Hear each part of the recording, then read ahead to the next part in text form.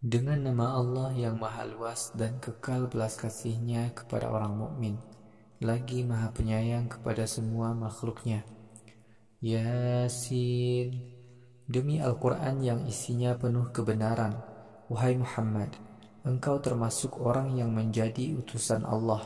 Engkau mengikuti agama Islam. Al-Quran adalah kitab suci yang diturunkan dari Tuhan yang Maha Perkasa lagi Maha Penyayang kepada semua makhluknya. Wahai Muhammad, Al-Quran ini untuk engkau gunakan menyampaikan ancaman kepada kaum Quraisy yang nenek moyang mereka dahulu belum pernah didatangi Rasul Allah yang menyampaikan ancaman.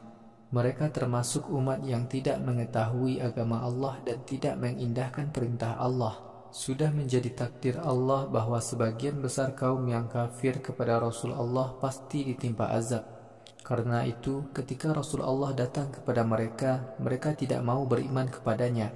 Orang-orang yang terus-menerus mengingkari Rasul kami, bagaikan orang yang tangan dan lehernya kami ikat dengan rantai pada tiang, sehingga tidak dapat bergerak.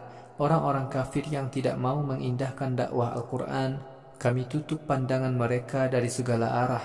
Karena itu, orang-orang kafir tidak dapat melihat kebenaran Al-Quran.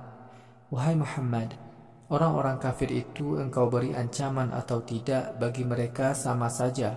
Mereka tetap tidak mau beriman. Wahai Muhammad, engkau hanya dapat memberikan ancaman kepada orang-orang yang mau mengikuti Al-Quran dan takut kepada Tuhan yang Maha Belas Kasih sekalipun mereka tidak melihat Tuhan. Karena itu, gembirakanlah orang-orang seperti itu bahwa mereka akan mendapatkan ampunan Tuhanmu dan pahala yang banyak. Kamilah yang menghidupkan yang mati. Kamilah yang mencatat setiap perbuatan yang telah dilakukan oleh manusia dan pengaruh baik atau buruk dari perbuatan itu sepeninggalnya. Semuanya itu kami catat dengan teliti pada buku catatan amal yang mudah dibaca oleh pelakunya kelak di akhirat. Wahai Muhammad, berikanlah perumpamaan kepada penduduk Makkah bahwa dahulu ada suatu negeri yang kedatangan utusan Allah. Penduduk negeri itu mendustakan dua orang utusan kami. Kedua utusan kami itu kami kuatkan dengan utusan yang ketiga. Mereka berkata kepada penduduk negeri itu, kami bertiga adalah utusan Allah kepada kalian. Penduduk negeri itu berkata, kalian hanyalah manusia biasa seperti kami. Tuhan yang Maha Belas Kasih tidak mengutus siapapun kepada kami. Kalian ini hanya berdusta. Ketiga utusan itu berkata, Tuhan kami mengetahui bahwa kami adalah utusan-utusannya yang dikirimkan kepada kalian. Kami hanyalah berkewajiban menyampaikan agama Allah dengan jelas. Penduduk negeri itu berkata, kami beranggapan bahwa kalian ini hanya pembawa malapetaka kepada kami. Jika kalian tidak mau berhenti menyeru kami dengan agama yang kalian bawa itu, niscaya kami akan merajam kalian. Kami akan menyiksa kalian dengan siksa yang pedih. Para utusan itu berkata, malapetaka yang menimpa kalian itu berasal dari diri kalian sendiri. Apakah jika kami memberi peringatan kepada kalian supaya kalian meninggalkan perbuatan-perbuatan yang tidak baik, berarti kami membuat celaka kalian? Bahkan kalian sendirilah kaum yang suka berbuat dosa berlebihan. Kemudian datanglah seorang laki-laki berlari dari pinggir kota. Laki-laki itu berkata, wahai kaumku, ikutilah orang-orang yang menjadi utusan Allah ini. Ikutilah orang-orang yang tidak meminta upah dari kalian. Mereka ini orang yang diberi petunjuk oleh Allah. Laki-laki itu berkata, apa alasanku untuk tidak taat kepada Tuhan yang menciptakan diriku, padahal kalian kelak akan dikembalikan kepada Tuhan yang menciptakan diriku? Apakah aku patut menyembah Tuhan-Tuhan selain Allah? Jika Tuhan yang Maha Pengasih menghendaki aku tertimpa bencana, maka Tuhan-Tuhan selain Allah tidak sedikit pun dapat menolong diriku. Tuhan-Tuhan selain Allah juga tidak dapat menyelamatkanku dari azabnya. Jika aku menyembah Tuhan-Tuhan selain Allah, maka aku benar-benar sangat jauh sesatnya. Wahai penduduk negeri, sungguh aku beriman kepada Tuhan kalian. Karena itu, dengarkanlah seruanku untuk mengajak kalian mengikuti utusan Allah ini. Pada hari kiamat, para malaikat berkata kepada laki-laki mukmin itu, masuklah engkau ke surga. Laki-laki mukmin itu berkata, alangkah baiknya sekiranya kaumku di dunia dahulu mau menyadari kebenaran seruan para utusan Allah. Laki-laki mukmin itu berkata, Tuhanku telah mengampuni aku, karena itu aku dijadikan golongan orang yang dimuliakan dengan pahala surga. Setelah laki-laki mukmin itu mati, kami tidak lagi menurunkan para malaikat dari langit untuk membinasakan mereka. Kami juga tidak perlu mengirim seorang utusan pun kepada mereka.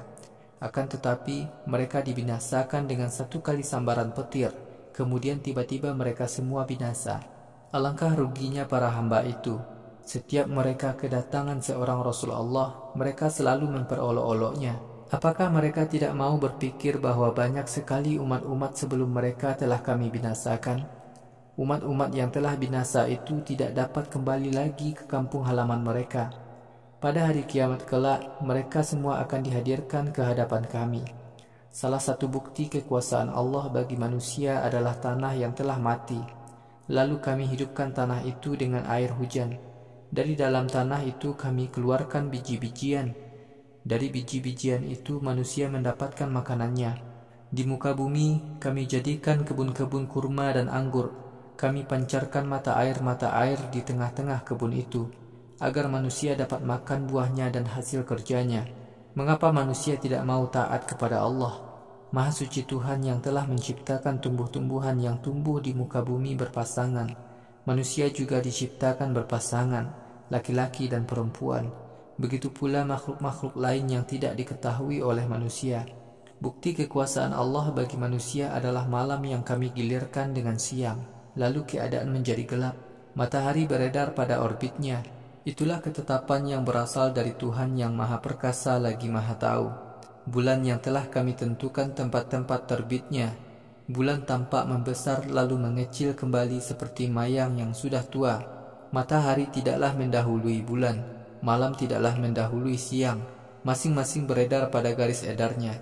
Sebuah bukti kekuasaan Allah bagi keturunan Adam adalah perahu Nuh yang mengangkut berbagai jenis makhluk yang berpasangan untuk kelangsungan hidup mereka setelah bencana banjir. Kami ciptakan bagi mereka kendaraan-kendaraan lain untuk mengangkut barang dan mengangkut mereka. Jika kami menghendaki, kami dapat menenggelamkan mereka. Mereka tidak dapat meminta pertolongan kepada siapapun, dan mereka tidak dapat selamat dari azab kami. Hanya karena rahmat dan belas kasih kami kepada manusia, mereka selamat dari bencana laut. Manusia hanya diberi kesenangan hidup di dunia sebentar saja. Bila ada orang yang berkata kepada orang-orang kafir, "Takutlah kalian kepada azab di dunia ini dan azab di akhirat kelak, agar kalian diberi rahmat." Ternyata mereka menolak. Tidak satu pun mukjizat yang datang kepada orang-orang kafir diterima sebagai bukti kekuasaan Allah. Akan tetapi mereka justru mengingkarinya. Bila ada yang berkata kepada mereka, "Dermakanlah untuk membela Islam, sebagian dari rezeki yang Allah karuniakan kepada kalian." Maka orang-orang kafir itu berkata kepada orang-orang mukmin, "Untuk apa kami memberi makan orang miskin? Bukankah kalau Tuhan mau, Tuhan sendiri dapat memberi makan orang miskin?" Orang-orang mukmin berkata, "Wahai orang-orang kafir, kalian benar-benar sesat." Orang-orang kafir berkata kepada orang-orang mukmin, "Kapan ancaman yang kalian sampaikan itu terjadi, jika kalian memang benar?" Orang-orang kafir itu sebenarnya hanya menanti satu kali sambaran petir yang akan membinasakan mereka. Pada hari akhirat, mereka kelak akan saling melempar kesalahan. Orang-orang kafir tidak akan dapat memberikan nasihat yang baik untuk kepentingan akhirat. Mereka pun tidak akan kembali lagi kepada keluarga mereka di akhirat kelak. Pada hari kiamat kelak, sangkakala akan ditiup. Tiba-tiba manusia yang telah mati bangkit dari kubur-kubur mereka. Manusia datang berduyun-duyun menghadap Tuhan mereka. Pada hari kiamat, orang-orang kafir berkata, "Alangkah celakanya kami. Siapakah yang dapat menghidupkan kami kembali dari kubur-kubur tempat kami tidur?" Hari kiamat ini adalah hari yang dahulu telah Tuhan Maha Pengasih janjikan kepada kami di dunia. Sungguh para utusan Allah itu benar dalam menyampaikan janji Tuhannya. Kejadian kiamat itu berlangsung sangat cepat, secepat kilatan petir. Tiba-tiba semua manusia telah dihadirkan di hadapan kami. Pada hari ini tidak seorang pun yang diperlakukan zalim. Wahai manusia, kalian hanya akan diberi balasan sesuai dengan amal yang dahulu kalian lakukan di dunia. Para penghuni surga hari ini sangat asik dengan berbagai macam buah-buahan yang disediakan dalam surga. Laki-laki mukmin dan istri-istrinya berada di bawah naungan singgasana seraya mereka duduk bersantai sambil bersandar. Para penghuni surga mendapatkan segala macam buah-buahan dan apa saja yang mereka inginkan. Sambutan salam sejahtera adalah ucapan Tuhan yang Maha Penyayang kepada penghuni surga. Kepada orang-orang kafir dikatakan, "Wahai orang-orang yang berbuat dosa, pada hari ini berpisahlah kalian dari orang-orang mukmin." Allah berfirman, "Wahai anak Adam, bukankah aku dahulu telah mengingatkan kalian agar kalian tidak tunduk dan taat kepada setan, sebab setan itu adalah musuh kalian yang jelas. Seharusnya kalian taat dan tunduk kepadaku. Islam adalah agamaku yang benar. Sungguh setan telah menyesatkan banyak sekali generasi kalian. Wahai anak Adam, apakah kalian tidak mau berpikir?" Allah berfirman, "Wahai orang-orang kafir, inilah neraka jahanam yang dahulu telah diancamkan para rasulku kepada kalian. Hari ini masuklah kalian ke dalamnya. Kalian di dunia dahulu selalu mengingkari adanya siksa neraka. Pada hari kiamat ini kami mengunci mulut-mulut manusia. Tangan-tangan mereka lah yang berbicara kepada kami dan disaksikan oleh kaki-kaki mereka untuk menceritakan apa saja yang telah mereka kerjakan dahulu di dunia. Sekiranya kami menghendaki mata hati manusia di dunia dibutakan, tentu saja manusia tidak dapat berlomba mencari jalan kebenaran. Bagaimana manusia mendapatkan jalan kebenaran padahal mata hatinya buta? Sekiranya kami menghendaki orang-orang kafir itu binasa, niscaya kami binasakan mereka di tempat-tempat tinggal mereka. Mereka tidak akan sanggup untuk meninggalkan negerinya, dan yang telah berada di luar kampungnya tidak dapat kembali ke tempat asalnya. Siapa saja yang kami beri umur panjang, maka kami jadikan fisiknya lemah. Apakah manusia tidak mau memikirkan kejadian ini? Kami tidak mengajarkan syair kepada Muhammad. Muhammad tidak patut mendapatkan itu.